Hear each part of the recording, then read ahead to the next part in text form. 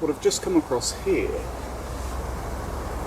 are milk caps of the Lactarius genus, meaning that they lactate. They're quite interesting actually in that they almost have a kind of like blood supply. Well, they don't have a heart, but they have veins in a way which the milk goes through, which is quite strange, quite unusual. And this variety is called Lactarius deliciousus, meaning delicious. So this is a choice edible mushroom. There are some similar mushrooms. There's one called Lactarius deliciousus, or false saffron milkcap. And detritus means the least good, so it's not regarded as a good edible. However, some people disagree and think it is a good edible. In either case, they're both edible. And almost every mushroom, almost every milk cap that exudes an orange latex is edible. Let's take a closer look. So I found a nice specimen here in the grass, and let's have a look at some of its features. So the stem is pitted, whereas the stem on the false saffron milkcap is smooth. If we look at the gills, they're orange. I'm just going to cut that off. By the way, the bottoms of any mushroom, this is called the stem butt. This has a wonderful kind of rejuvenating property, and if you just throw that away somewhere, the mycelium will grow very vigorously, and that'll help it to re-establish. You can see that actually this has started to hollow out, which probably means that it's rotting inside. Now let's just cut this in half and have a look at a kind of cross section of it. Now if you see, just on the edge here, the gills are exuding a latex, a red latex, and where I've cut it. But it's not a particularly strong latex in the ones I've found here.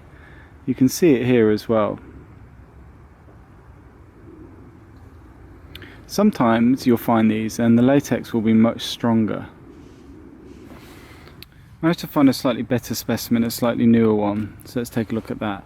See, now that is a lot nicer on the stem. Let's see if we can get a close-up of that, if the camera will play along. Right, so you can see there the latex is actually quite orange there, and it's coming out quite nicely. And that will actually dry to a green, so you can see on the gills where it's dried, and you'll get a kind of green coloration where it dries. Maybe I can get a better bleed out of this one.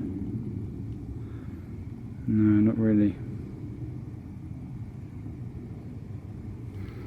But yeah, that's probably the best example of the latex I can give you, is just from the end. And that is a pretty good specimen. You can see the concentric rings around the edge, which are characteristic identifying features of this mushroom. And this is quite an interesting mushroom when you cook it. It has a kind of crunchy texture to it and tends to preserve its texture and throughout cooking, and colour, which is nice.